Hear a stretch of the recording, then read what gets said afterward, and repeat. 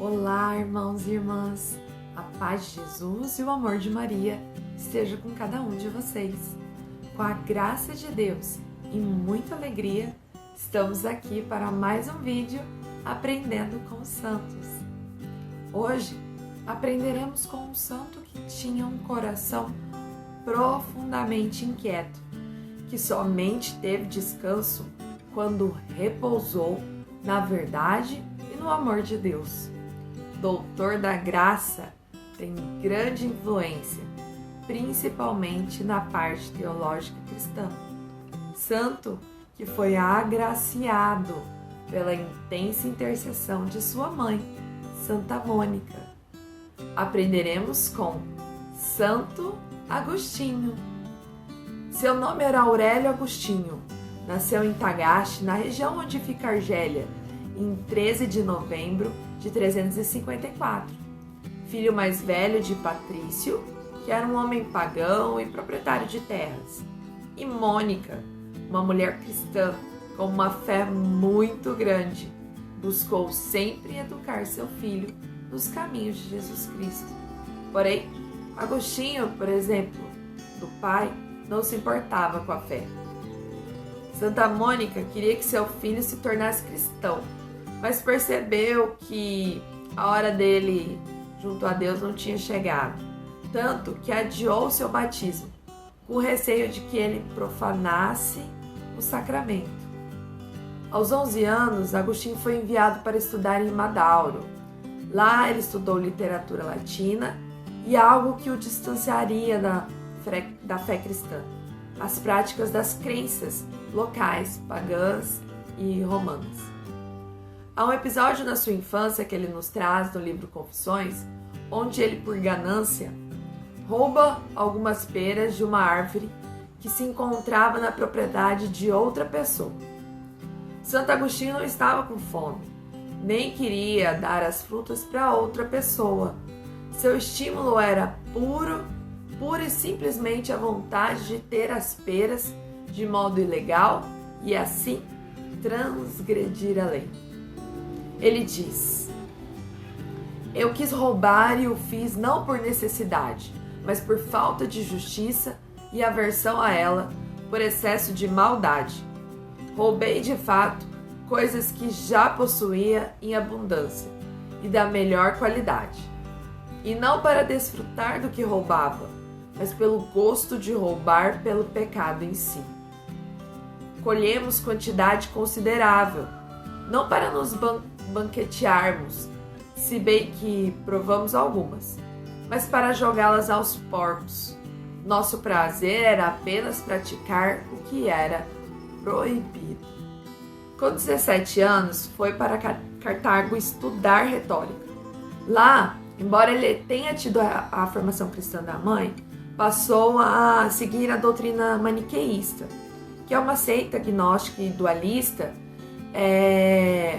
que consiste basicamente em afirmar que a existência de um conflito cósmico entre o reino da luz, que é o bem, e o das sombras, que é o mal, em localizar a matéria e a carne no reino das sombras. Além disso, tornou-se hedonista, que é um seguidor da filosofia que tem o prazer como fim absoluto da vida. Trago um trecho do livro Confissões. Mas eu ignorava e caminhava para a minha perdição, com cegueira tal que me envergonhava diante dos meus companheiros de parecer menos depravado que os outros. Quando os ouvia exaltando as próprias infâmias, tanto mais dignas de glória quanto mais infames eram.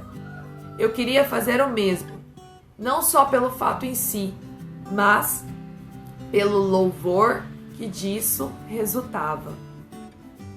Aos 19 anos, começou a conviver com uma mulher. Seu nome é desconhecido, porque Agostinho não a registrou, talvez por causa da sua reputação. A mulher não pertencia à classe social de Agostinho e eles nunca se casaram. Entretanto, tiveram um filho chamado Adeodato, que significa dado por Deus. O relacionamento dos dois durou 13 anos e durante todo esse tempo, Santa Mônica rezava pela conversão do filho. Agostinho era muito inteligente, se tornou professor de retórica, chegou a abrir uma escola em Roma e foi um professor da corte imperial situada em Milão, que é um cargo de alto nível. Decepcionado com o maniqueísmo, aproximou-se do ceticismo. Sua mãe mudou-se para Milão para ajudar na influência do comportamento do filho. Nesse tempo, também decepcionado, Agostinho se aproximou do bispo Ambrósio. Queria a princípio ouvir a retórica que o bispo tinha, que era excelente. No começo, Agostinho viveu uma luta intensa entre a sua razão e a sua vontade. Ele já sabia o que era verdade, mas não tinha forças para largar o pecado, e os prazeres da carne o consumiam. Agostinho queria dar um passo definitivo de conversão, mas não queria abandonar os prazeres. Desse modo, ele adiava sua entrega a Deus o quanto ele podia. Certo dia, ouviu a história de Santo Antão e ficou muito impressionado com o desprendimento das coisas do mundo. A notícia é que em Milão havia monges que viviam naquele estilo de vida fez Agostinho chorar. Ele via a sua miséria e se atormentava pela dureza do seu coração, pelo não que ele dava ao chamado de Deus.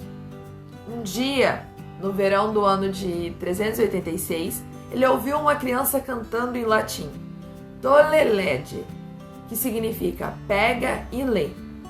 O santo abriu uma Bíblia que estava do seu lado, em uma página aleatória, e leu a carta de São Paulo aos Romanos, que dizia: não caminheis em glutonarias e embriaguez, não nos prazeres impuros, no leito e em leviandades, não em contendas e rixas, mas revesti-vos de nosso Senhor Jesus Cristo, e não cuideis de satisfazer os desejos da carne. Ali a graça de Deus o iluminou. Ele não quis ler mais nada, não era mais necessário. Quando ele leu a frase, uma espécie de luz da certeza entrou em seu coração, tirando todas as trevas das dúvidas. Aplicando aquele trecho bíblico na sua própria vida, Agostinho começou o seu processo de conversão definitiva. Separou-se da companheira que tinha um relacionamento e depois das buscas incessantes pela verdade dos casos amorosos, Agostinho rendeu-se à coerência da mensagem de Jesus. Encontrou em Jesus o que não encontrou em nenhuma outra filosofia, em nenhum outro mestre. Assim, ele e Adeodato, seu filho, que tinha 15 anos, foram batizados em Milão por Santo Ambrósio durante uma vigília pascal. A partir de então, passou a escrever contra o maniqueísmo, que ele conhecia muito bem. E depois disso, escreveu muitas obras muito importantes e se tornou doutor da igreja. Agostinho dedicou grande parte do seu tempo a Deodato, formando na fé, nas ciências. Porém, seu filho vem a falecer. Um grande choque na vida dele. Por causa disso, ele decide voltar a Tagaste. No caminho de volta, sua mãe também falece. Agostinho comenta no livro Confissões que era uma grande maravilha e um alimento espiritual os diálogos que ele tinha com Santa Mônica sobre Jesus Cristo e a beleza da fé cristã. Esses diálogos foram decisivos para a sua formação. Com a morte de sua mãe, ele sente muita falta dessas conversas restauradoras. Depois que Santa Mônica é sepultada, ele continua o trajeto à terra natal. Chega a Tagaste no ano de 288. Lá, faz a opção pela vida religiosa. Decide vender todos os seus bens para dar dinheiro aos pobres e fica somente com a casa da família, que ele transformou em um mosteiro. Junto com alguns amigos, de fé, ele dá início a uma comunidade monástica, que as regras foram escritas por ele mesmo.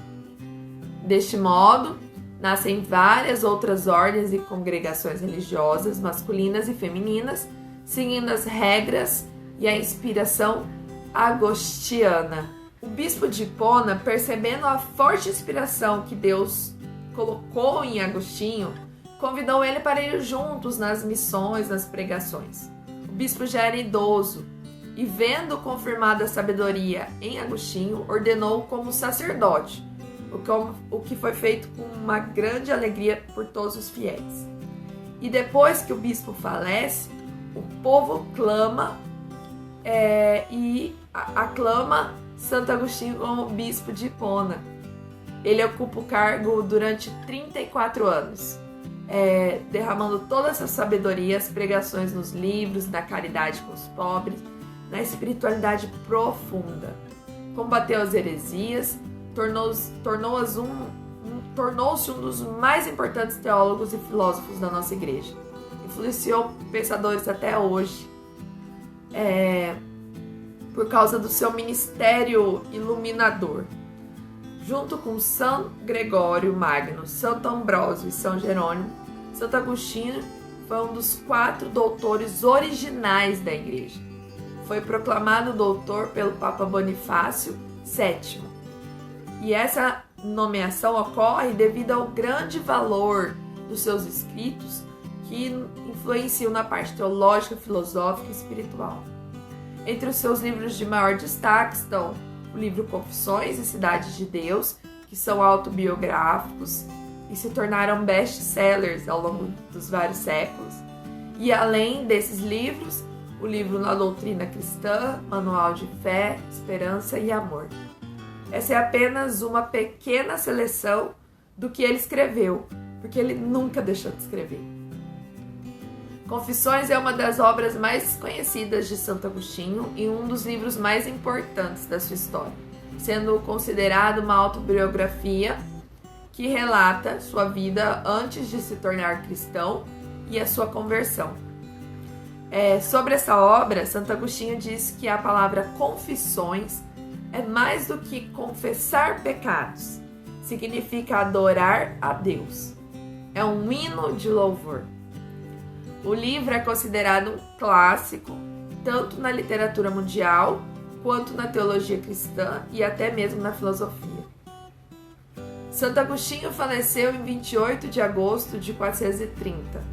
Foi canonizado por aclamação popular, pois não tinha o costume de canonização papal ainda naquela época, não tinha surgido.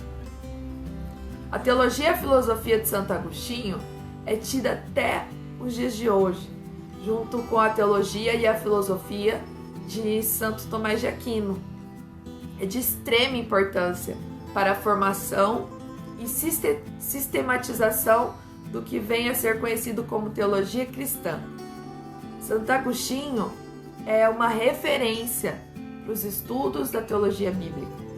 Esse talento que ele tinha para a interpretação da Bíblia e para nitidamente observado nas suas obras, os comentários bíblicos, os numerosos sermões, o quanto ele sabia daquilo.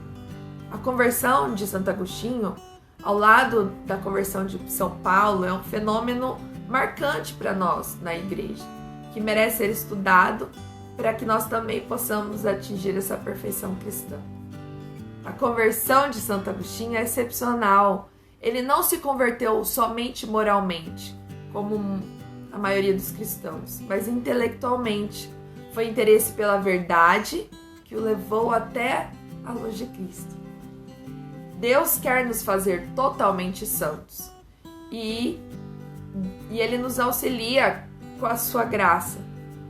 Assim como Santo Agostinho, deixemos iluminar pela luz de Cristo, buscando a verdade pela oração, meditação da palavra, estudo a fim de que a luz de Deus fortaleça a nossa vontade. Precisamos nos expor à verdade, até que não sobre mais dúvidas. Deus nos quer santos, que possamos reconhecer com sincero arrependimento o quão longe temos estado do Senhor. E peçamos a Deus que nos tire das ciladas do pecado e nos introduza suavemente na intimidade do seu coração. Termino com um texto de Santo Agostinho para que nunca nos esqueçamos o imenso amor de Deus por nós. Deus precisou de apenas uma palavra para criar-nos, mas de seu sangue para redimir-nos. Se às vezes te sentes frustrado por tuas misérias, recorda quanto custaste. Santo Agostinho, rogai por nós.